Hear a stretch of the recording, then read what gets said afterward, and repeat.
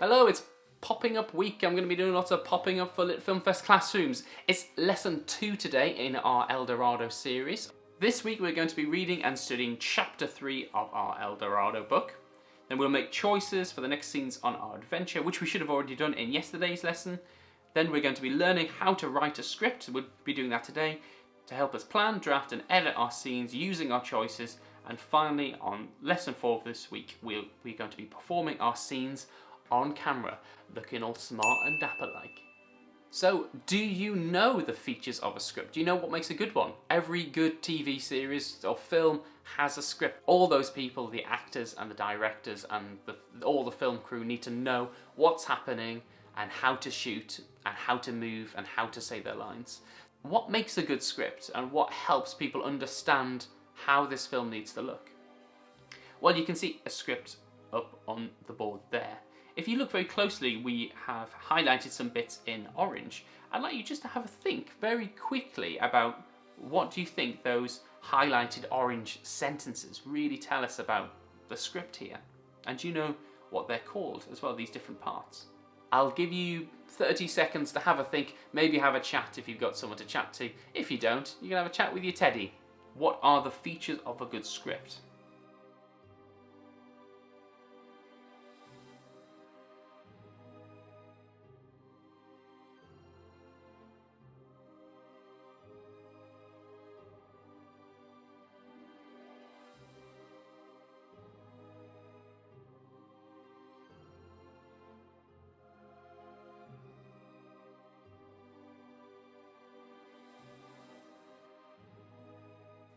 First we have the character, so we know exactly who is talking.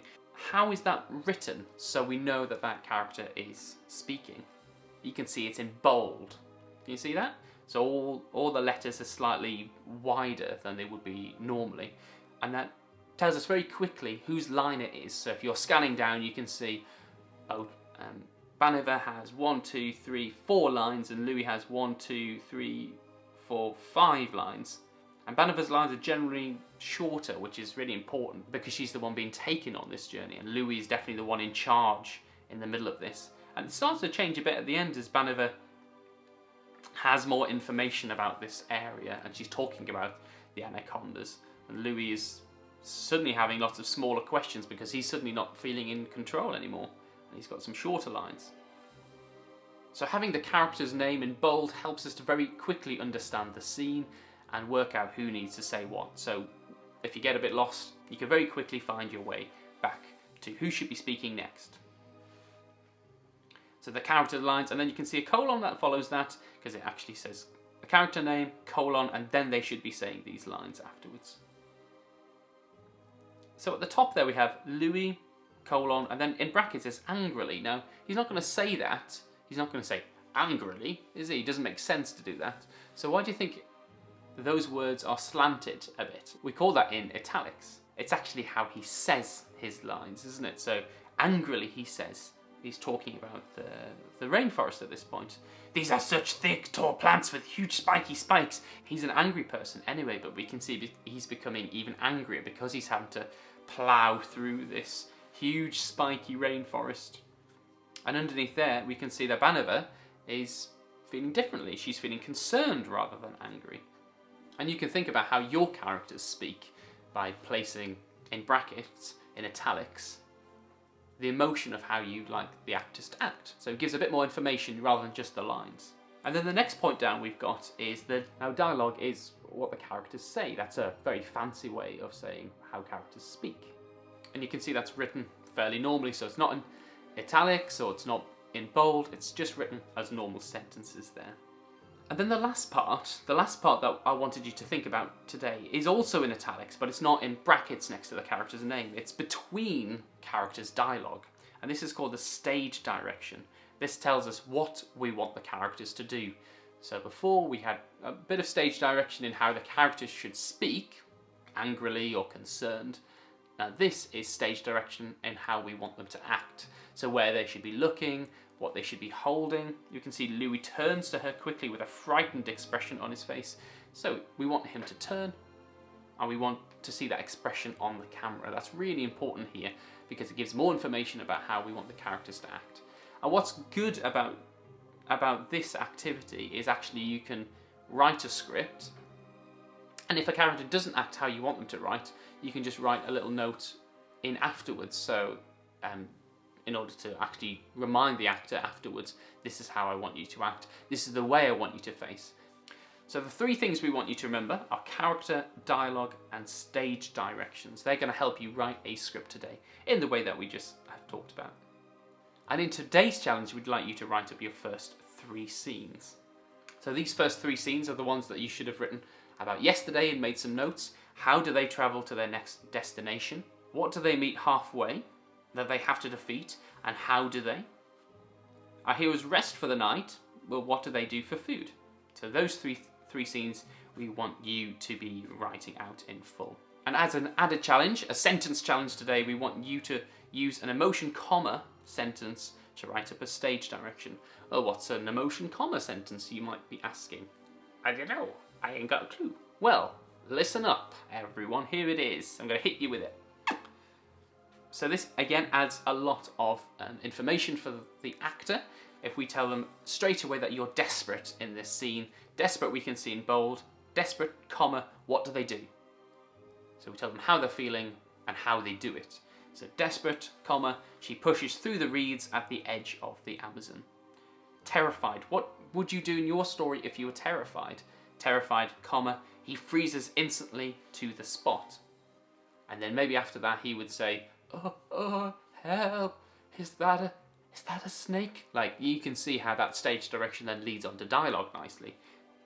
Petrified, comma, he turns to see who was spoken. And finally we have another petrified there, and this time we've added in an adverb. So petrified, comma, he turns slowly to see who has spoken. And the adverb there you can see makes a big difference to the sentence above. It wouldn't be a petrified, it would be a petrified, was that you? So the impact of having adjectives and this emotion comma sentence actually does a lot to the script and how you actually film it. So thanks everyone for joining in today. It's been great. Humbly, comma, he was proud of all of his best friends out there. We've really enjoyed having you on Lit Film Fest Classroom today. Don't forget to send in your scripts to us on the Facebook page, Lit Film Fest Classrooms, on the Twitter @LitFilmFest, or on the old email, info@litfilmfest.com. We'd love to celebrate them all on this series of videos, Lit Film Fest Classrooms. And speaking of which, I'll let you into a secret, he said, coming close to the camera. There was, yeah, embedded clause. Let's celebrate some of them right now. Another excellent diary entry here. We decided to travel to the jungle of terror on a plane because we were coming from the UK to South Africa. Ooh, South Africa, that's going to be quite cool. Very different place. Then there was a problem. A screw fell off the plane wing, so it broke off. Oh no. We had parachutes just in case we needed them, so we parachuted down to the ground. We were safe, but we had to walk. Great. I mean, that's the worst, isn't it? Having to walk. And then finally arriving on day 3 into the jungle of terror. What a great name. Trying to find the golden monkey. Yeah, that's really cool. Well done. Good work. We've got a continuation of the Firebolts Inc. in their diary this week. And already I can see some great sentence work going on here. Let's start by reading on Sunday. If our fuel hadn't run out, if the 10-story bus hadn't crash-landed in the Amazon, if we weren't surrounded by millions of bloodthirsty piranhas, then I'm certain we would have been in Colombia by now. We're terrified. Oh my goodness. Camouflage bus is in trouble, everyone. We're terrified, we're nervous, we're waiting. Ooh, good repetition there, I like that. Why didn't we refuel when we had the chance to? I'm worried whether we will ever escape with our skin still intact. Oh dear. Gotta worry about your precious skin, haven't you? And surrounded by piranhas, that's a great predicament. Tuesday, you can see, I cannot believe we escaped from the dastardly piranhas. That's great that happens. We'll have to see what happens when we come to film. Great work, well done. Well done, Edward, keep going. And here's Freya and Alfie's written up diary entries from their plan. I can see lots of things that are spelt wrong, but only because he's made up those words and the internet doesn't understand them. I like Fluba Pooba and Bangdoozles and Graggles and Flazzles. It's your adventurer must have a really bizarre vernacular, has a really unusual choice in words. Bang Doozles, this is March the 3rd. Bang Doozles, guess what just happened? We were just going on our daily walk when unexpectedly the meaningless, as I thought then, pile of dirt started to rumble and vibrate. A monster ant rose out of the ditch he lived in and said in a booming voice, "Hola, comida?" I think it's comida. That translated as, "Hello, food." Ooh, cool. So we turned to run, but I took one glance at the ants below and it froze. Literally. Wow. Okay, I'm going to keep that there. You're going to have to find out what happens when they come to film it. Good work. And onto yours, Freya, as well. Tuesday, you can see. Guess what? Gwen, who's not part of the team, had fallen asleep on the ship. If Gwen hadn't been looking for her makeup and fallen asleep, if she wasn't a greedy monster, then the trip would have been much more enjoyable. Oh, these Gwen. We all know Gwen spoiling the trip. That's great. Well done, Freya. Good work. I'm looking forward to seeing how yours is filmed as well. So thank you everyone for sending in all your hard work. We've truly been blown away by the amount of writing and photos and teachers saying, oh, we've been really enjoying this as a class. Thanks for carrying on education. I think someone on the comments a few weeks ago said, oh, thanks for giving up your time. It's a pleasure. There's also Simon behind the scenes as well, working hard. So we do this because we really care about you and your education, and we love celebrating creativity and filmmaking.